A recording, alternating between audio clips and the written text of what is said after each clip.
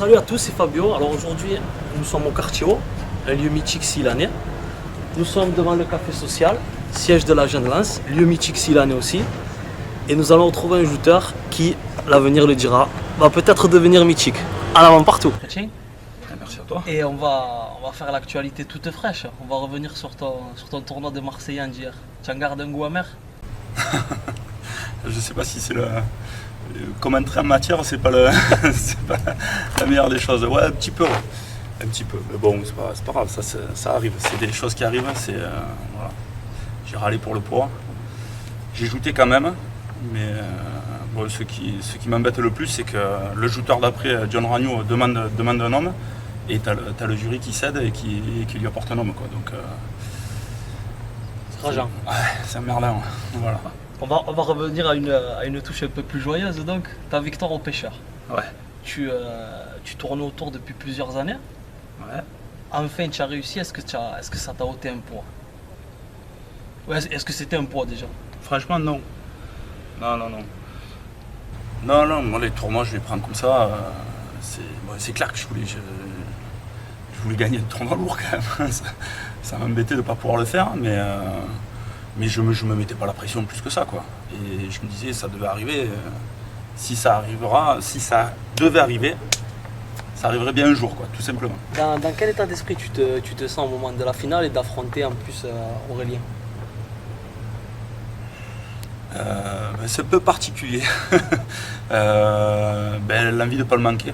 Voilà, de bien jouer, de ne pas faire des erreurs que je fais d'habitude, de m'escamper, de perdre le pied de derrière, voilà, de bien le contrer et de voir, quoi. Moi je partais pas vainqueur quand même. Je partais pas en me disant celle-là elle est pour toi, quoi. Mais bon, après, ça a fonctionné. Il lâche la lance, je sais même pas pourquoi. Il la lâche un peu après, je crois que ça fait. Il la lance sur mon pavois.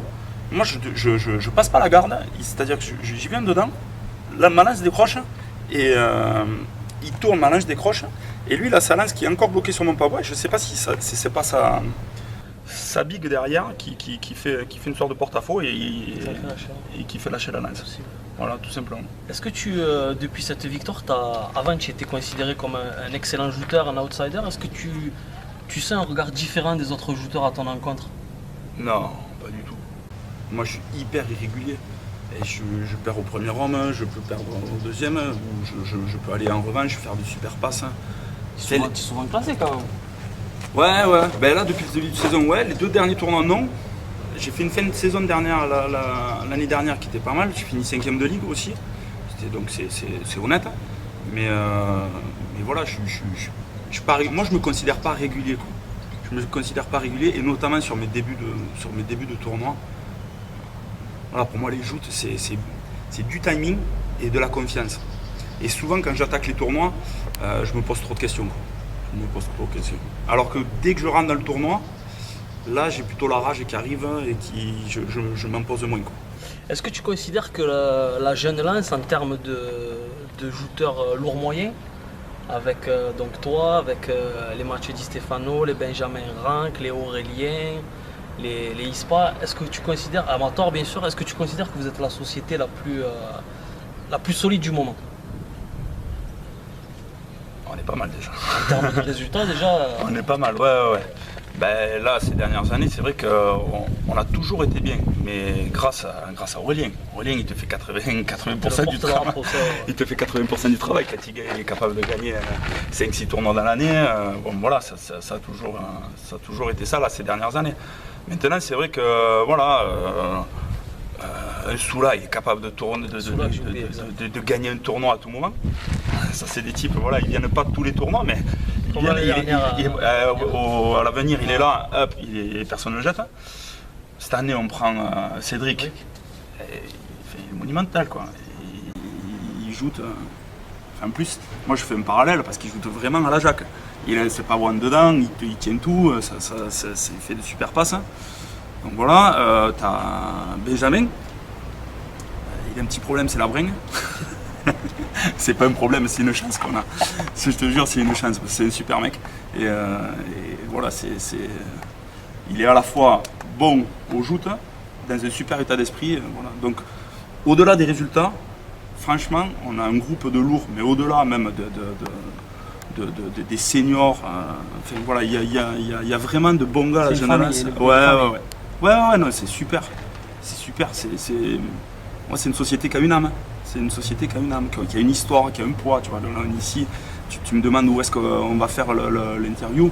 Je te dis du site, on va au social, on va au quartier. Voilà, moi, c'est important, ça a des valeurs, quoi. C'est quelque chose d'important. La Jeune Lance, pour moi, c'est là où il y avait. Mon père a grandi, mon grand-père a grandi au quartier haut. Il y a tout est ça fait un tout. C'est une société qui a une âme où tu as plaisir d'y vivre. On voit que tu en parles avec passion. Bah, c'est un plus. Oui, c'est un plus. J'ai regardé tes archives, 2003. Est-ce que tu considères que ça a été ta meilleure année en termes de joute? Tu as gagné 4 tournois légers, il me semble. Et la Saint-Louis, c'est mi-moyen en 2003 que tu as gagné? Ouais. Est-ce que tu considères que c'est ta meilleure année de joute? Ouais, c'était sympa. C'était sympa. Bah ouais, mais moi en fait j'ai commencé les joutes super tard. Moi mon premier souvenir de joute c'est Jacques Noguet, où tu vois, j'étais sur, tu vois ce qu'il faut pas faire pendant la Saint-Louis, où quand Minal il te dit les jeunes descendaient des bâches, ben, moi j'étais sur la finale, j'étais sur les bâches bleues et rouges et je voyais Jacques Noguet gagner dans la Saint-Louis, ça c'est mon premier souvenir. Après j'arrive en 97, j'ai mon grand-père qui m'amène faire les 50 ans de la Jeune Lance. Alors moi j'étais pas du tout dans le milieu des joutes, j'étais dans le sport à fond et hop, je vois que ça a un intérêt particulier pour mon grand-père, pour mon père, il nous amène, on fait le défilé, etc. Et après d'un coup je fais à 20 ans, je m'inscris pour faire le... Ah, vraiment tard quand même alors. Ah, mais j'ai commencé, après c'est véritablement comme j'ai commencé, c'était avec mon pote Cyril Antreg, on rentrait dans la plage et tous les mercredis je crois il y avait on avait la possibilité à l'avenir, au quai, de mettre 10 francs à l'époque et de faire une passe. Et on commençait comme ça, à chaque fois qu'on rentrait, on rentrait à pied dans la plage et on mettait 10 francs et on joutait. Alors, au début tu as peur, tu te cagues et après tu dis toi mon collègue tu me jetteras plus. Et 1 et 2 et 3. Le virus t'a pris comme ça donc. Et on commence, lui il s'est inscrit à la Saint-Louis Junior en 99. Moi j'y suis allé, l'inscription était trop tard. On s'est inscrit à la Jeune Lance en 99. Bon, on a fait 2-3 tournois et après on a attaqué en 2000 véritablement une vraie saison junior. Donc c'était déjà tard, hein, on avait 20 ans nous, à l'époque pour attaquer les juniors. En général, presque les juniors ils en sortent maintenant. Et bon, je fais pas de miracle. Hein, voilà. Bon, après je m'engage. Mon premier tournoi j'ai été éliminé pour joute dangereuse parce que je me suis escampé en avant. Alors je suis parti du principe qu'il valait mieux passer en avant qu'en arrière. Et après le coup de cul quoi, je gagne à Saint-Louis. Junior. Contre qui? Contre Ricky Fulcier. Mais bon, tout va vite. Tu fais ton premier homme. Le mec, il savait pas jouter comme moi. Il était dans l'année comme moi. Le deuxième, c'était, je crois que c'était Formato. C'était Maxime Formato. Il me prend sur le retenant. Il décroche. Il met un pied sur la planche devant. Je suis en finale. Je m'escape sur la barrelle d'Eric Fulcier. Il tombe à l'eau. Je gagne. Je fais le lundi. Et contre qui tu tombes au lundi? Morand. Alain Morand. Bon, le lendemain, j'étais sur le journal. Mais pas pour mes exploits. Hein, parce qu'il m'a mis une patate. Hein. il m'a décollé. Ça reste un grand souvenir quand même, j'imagine. Ah ouais, je me souviens. La même année, j'étais avec Fabien Rojas, qui lui a fait toute l'école de joute, etc. Et qui gagne les mi-moyens moyens. Ouais. Et du coup, il fait le comment on appelle ça? Il fait la Saint-Louis Junior du lundi aussi. Et il se retrouve en bas de moi au moment où c'est à moi. Et il me dit refuse, profite. Moi j'avais pas tout ça. Et je refusais, j'étais en grande tenue, je refusais, tu vois, ce monde, etc. Et voilà, tout commence de là en fait. Tout commence de là. Et d'ailleurs tu as gagné toutes les Saint-Louis. Ouais. La Coupe d'Or. Et je crois qu'il n'y a que Jacques Noguet qui a réussi à gagner jusqu'à la Saint-Louis lourd. Est-ce que c'est justement. Déjà, est-ce que Jacques c'est ton modèle numéro 1? Et est-ce que tu rêves vraiment de faire comme lui quoi? Parce que là tu rentrerais vraiment de plein pied, que tu le veuilles ou non, dans l'histoire des joutes. Alors, Jacques, c'est clair que c'est le modèle. Beaucoup vont te dire Claude, etc. Moi c'est Jacques. Jacques, parce que déjà c'est la Jeune Lance, c'est le quartier haut. On a un lien de famille, nos parents sont cousins. mais c'est un spectacle. Tu le vois shooter, c'est un spectacle. Il ne se pose pas de questions. C'est un état d'esprit. Moi, j'adore. Voilà, j'ai 2 passes qui me viennent. C'est sa finale en 94 où je te dis c'est mon premier souvenir de joute et je vois ce gaucher qui monte. Bref, je me souviens sur la fin, il fait une Saint-Louis où il prend Serrato. Ils font le bouquet, je crois. Mais il lui met une patate. Il le monte et je crois qu'il le suit derrière. Il me semble, je sais plus. Voilà. Et c'est vraiment Jacques, comment il s'appelle, le gars que j'aime bien voir shooter, c'est lui. Ouais, c'était lui. Et pour répondre à ma question, alors, votre question? Et pour répondre à la question, bah oui. J'ai eu l'opportunité et la chance, encore une fois, tu me parlais de 2003. 2000, je gagne la Saint-Louis Junior. On parle de Noguet, voilà son père. Tu vois, donc c'est bien le quartier. Saint-Louis Junior, je gagne la Saint-Louis Junior avec beaucoup de chance. Après, j'ai toujours eu, le cul, beaucoup de chance sur les Saint-Louis. 2001, je fais la finale. Alors que je suis tout nouveau encore, ça fait 2 ans de joute, je fais la finale, je perds en finale. 2002, je perds en demi-finale contre Cyril Delia. Et 2003, je passe en demi-finale contre Sonny Raggionieri. Et je gagne en finale contre Benjamin Arnault sur une passe surréaliste où on s'engage, mais c'est lui qui gagne la passe. Il me monte, mais quand il me monte, il part en arrière. Et on ne se touche pas, mais on se croise. Et au moment où moi, en fait, je retombe sur sa big. J'avais diffusé les photos sur la page. Et je retombe sur sa big. Alors, je ne le pousse pas. Mais par contre, mon poids sur la big abaisse la big. Et il lui enlève le plancher. Et il tombe. Moi, j'exulte. Je lève les bras. Je suis comme un ouf. Pour moi, j'ai gagné. Parce que je ne l'ai pas poussé, je ne l'ai pas senti. Bon, ça fait un petit peu polémique, quoi. Ouais.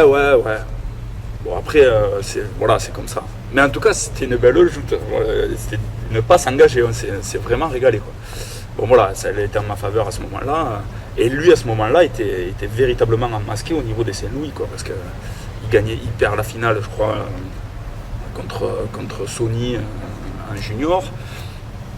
Après, il la perd en moyen contre Cyril Delia, il me semble. Enfin, voilà, il n'y arrivait pas, quoi. Après, il a gagné le lundi. C'est essentiel. C'est pas mal.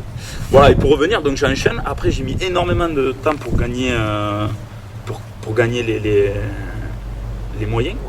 Mais je voulais, voilà, tout le monde me disait, mais monte, qu'est-ce que tu fais et tout. J'ai dit non, j'ai l'occasion de gagner les 3, j'essaye de gagner les 3. Et après, voilà, j'ai eu raison, je pense, de rester.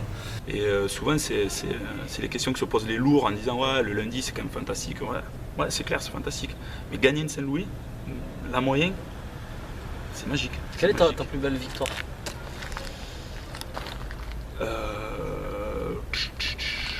Le tournoi que tu considères comme le plus abouti? Ah, la Coupe d'Or. C'est la Coupe d'Or inattendue. C'était en 2007. 2007, ouais, c'est ça. 2007. On part sur le défilé. On est en bas de la mairie avec David Delia. Donc on s'est suivi aussi. On est de la même génération. Il est juste un peu plus vieux que moi, mais voilà. Mes collègues, on était pompiers. Si on se prend une finale, pantalonnade. On dit ça devant la mairie. Il y a encore tous les bimes, les lourds, les anciennes. Même là c'était encore, il y avait encore les anciennes générations, quoi. Jacques, je crois qu'il jouait encore. Et en avant, le tournoi se fait. Je prends Cyril Delia en demi-finale, alors que David est qualifié, il me semble. Je sais pas si c'est moi qui fais la première ou la deuxième. Je leur enlève une finale de frères, tu vois. Et au final, on passe et on se fait une pantalonnade. Ouais, là, une bringue derrière. Sourire, des souvenirs à la mairie où on chantait et tout, c'était les mecs qui nous ont pris sur des barrières, ils nous ont descendus. Ah ouais, c'était excellent. Et en plus tu le partages avec un collègue.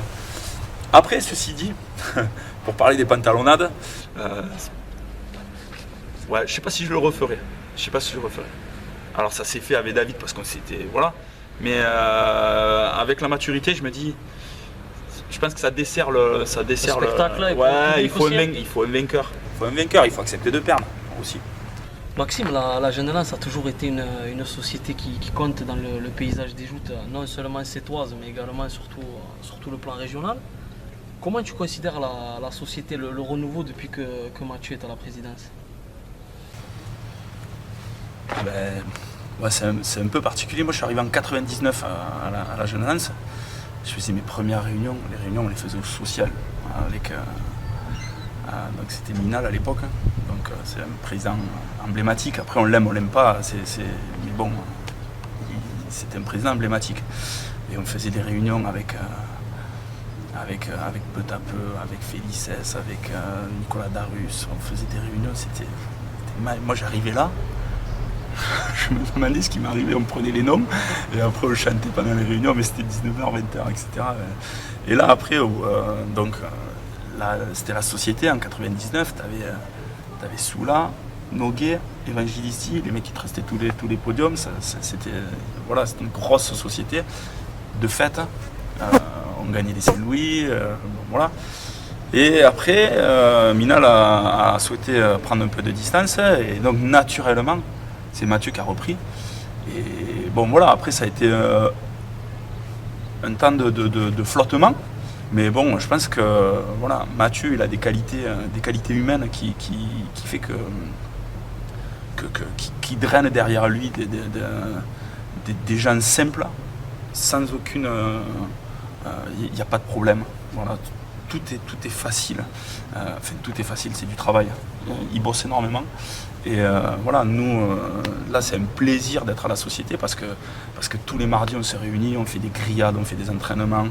Là, dernièrement, on a mis un conteneur sur l'Hospitalet où vraiment on redonne, c'est un lieu de vie sur le quartier. Et, voilà, c'est super agréable d'être à ses côtés. Et voilà, oui, je te disais tout à l'heure, la Jeune Lance, c'est une société qui a une âme. C'est une société qui a une âme parce que voilà, il y a des hommes qui font que c'est une société qui a une âme. Voilà. Moi, j'ai connu mes premiers, je parlais dans le 99, je m'entraînais sur l'Hospitalet sur chariot. T'avais Bouchon, un pied sur la banquette, le cigare, et qui nous a. Bon, c'était la fin de Bouchon, mais il nous engueulait, il nous criait, c'est pas comme ça les jeunes, etc. Là. On le faisait avec Jacques Noguet quand il était minot. Ah ouais. Bon, ça devait être encore plus impressionnant, parce que là, il était fatigué, mais voilà, c'était des mecs comme